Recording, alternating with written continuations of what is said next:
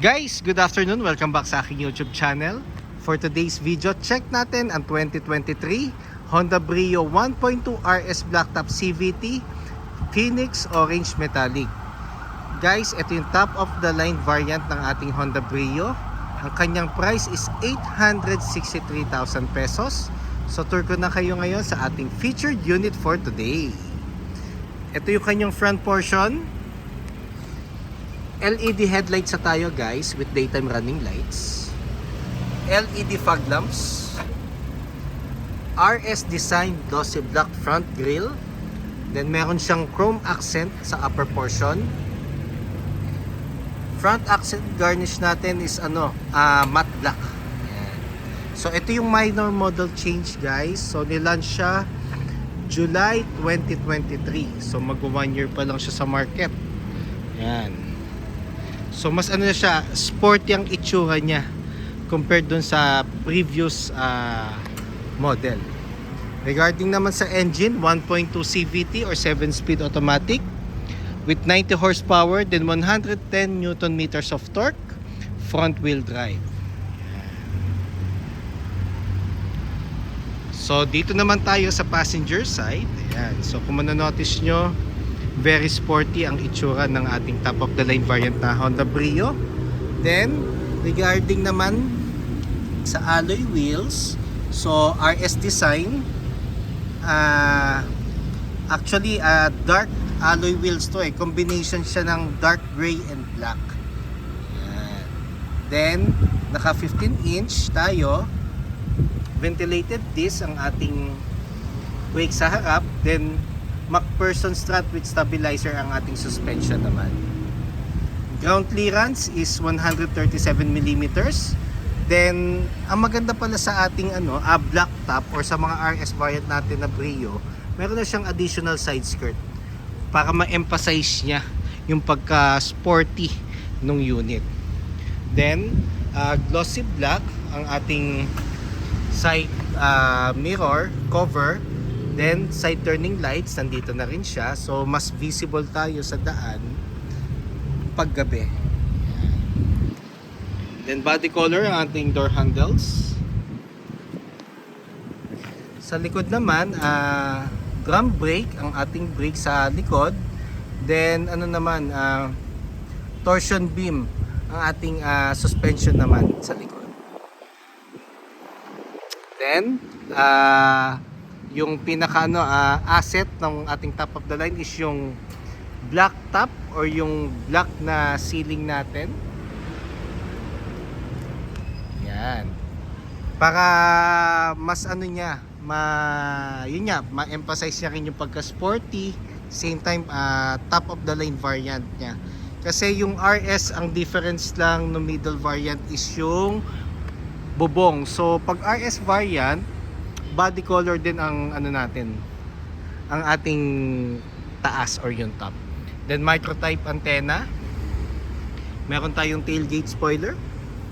Ayan. Isa sa mga nagpapa premium or sporty look ng ating unit pag mga RS design. Then meron tayong bulb type na tail light. Then RS front grille na iba na yung shape niya compared dun sa previous. Mas mas malaki na siya compared dun sa previous emblem. Then iVTEC, Honda emblem and Brio emblem. Then ang maganda nga pala sa minor change na Honda Brio, meron na siyang 2-eye backup sensor. Yan, na body color din. Then meron tayong diffuser sa rear bumper. Pakita ko naman yung likod. So pag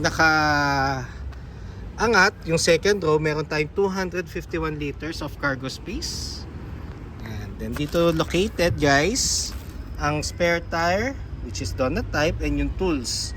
Ang jack niya guys is nasa ilalim ng passenger seat. Yan. So ko lang guys,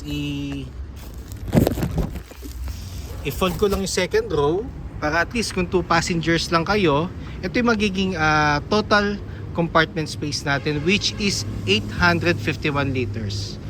Ayan, so spacious pa rin siya guys. Then powerful engine. Yun yung best asset talaga ni Brio compare sa mga competitors siya sa market. Then the same time nga pala, ano na siya, 4-cylinder na. So yun yung advantage niya sa market. Yan. Then meron tayong 35 liters of fuel tank capacity, unleaded. Pag gusto nyo mag higher octane, kailangan consistent na kung 95 or 93 or 97 octane yan. Pero 91 octane unleaded, pwede na. Yan. Tapos urethane ang texture natin for the sides of the door. Yan. So pakita ko naman yung spacious second row and interior space. So sa likod naman guys,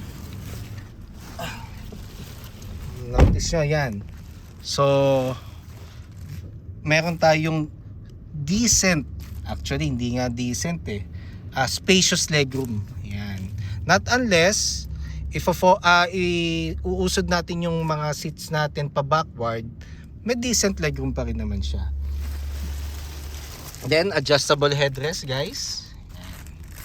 Then black ang ating ceiling to give more premium interior look ang kotse. Yan.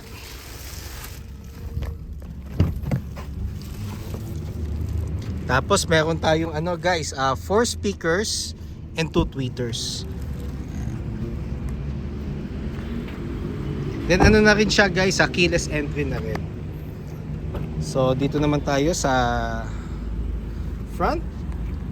So ito yung buttons niya guys, power folding side mirrors. Yan, so nagfo-fold siya. Then for the side mirrors, left and right, ito yung pag-adjust, rotary knob niya, central door lock, power windows. Then sa seats naman guys, fix siya, wala siyang height adjustment. Pero eventually naman mafa-familiarize nyo naman at magagamay nyo naman agad yung vision nyo sa daan pag ida-drive nyo na yung Honda Brio. Then ang texture ng seats natin is fabric with red stitches.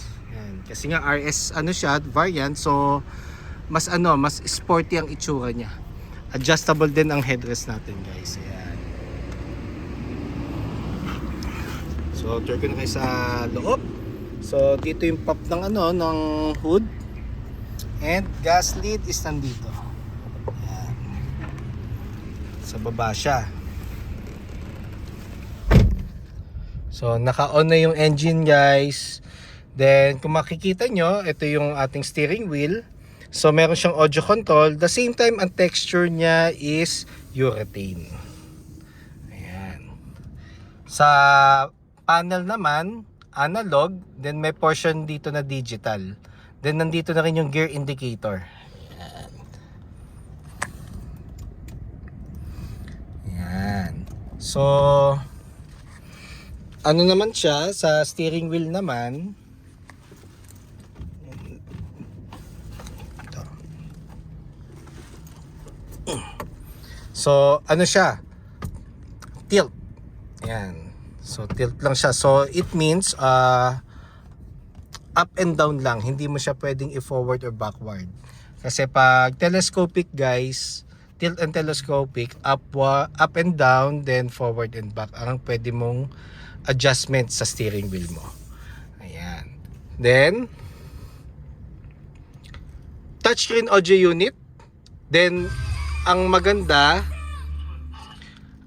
ngayon dito sa ating audio unit guys, Apple CarPlay and Android Auto ready na siya. Pero pa rin siya, bi-cord, hindi pa siya wireless. Then aircon buttons natin, ito yung fan, ito yung thermostat. Ayan. AC on, AC off, ventilation. Then power outlet.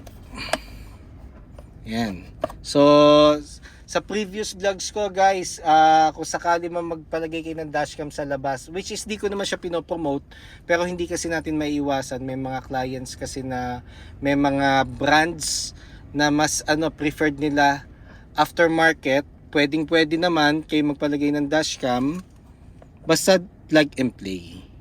Dito manggagaling yung power ng dashcam. So hindi naman mavo-void yung warranty. Ayan. Pero meron naman kaming accessories dito which is baka i-consider nyo, pwede natin pag-usapan dito sa dealership. Then 2 cup holders, transmission, so park, reverse, neutral, drive, sports mode, and low gear. Tong portion naman na to, tanggalin mo tong cover na to at lagay mo yung pinaka key para just in case ma-discharge yung battery mo, pwede mo siyang i-shift. Ito kasi yung clutch niya, pwede mo siyang i-shift to neutral para maitabi mo lang just in case na ma-discharge yung battery. Then handbrake. So kung mag-handbrake tayo guys, pinakamaganda, pinakamataas o yung pinakasagad sa taas para at least walang any movement na pwede, lalo na pag na medyo nakaangat kayo, hindi siya uusod patalikod. Kasi na-encounter ko siya minsan pag hindi masyadong mataas yung handbrake, may tendency kasi talaga na umatras yung natin, sasakyan natin. Yan. Kahit sa other brands, kung mag-handbrake kayo, kailangan yung pinakamataas. Yan. Tapos ang natin, ang dashboard natin is combination siya ng glossy black. At the same time maroon accent. Yan. Para at least kung makikita nyo, it's more on kasi sporty look, the same time premium design. So yun yung maganda kay Honda. The same time interior space maluwag, headroom mataas. Yan. Tapos ito yung visor with vanity mirror. Yan. Same goes with the passenger side. Yan. Tapos meron tayong dito, cup holder pa na isa. Yan. Wala nga lang tayong armrest for the Honda Brio. Pero kung gusto niyo magpalagay, we offer certain armrests. So pwede natin siyang i-inquire sa aming parts and accessories department. Yun guys. So just in case gusto niyo mag-schedule ng test drive or quotations for bank PO, cash or in-house financing, even parts or service appointment, don't hesitate to call or text 0906-386-8937 or you can visit me at 141 Quezon Avenue, Quezon City and look for me, Ross Oliver Cruz, ang inyong friendly sales executive here at Honda Cars Quezon City. Looking forward to meet you here guys and render my services to you. Kindly subscribe na rin sa aking YouTube channel para maging updated sa mga susunod na videos and support na rin sa aking YouTube channel. Yun lang guys. Thank you very much and God bless.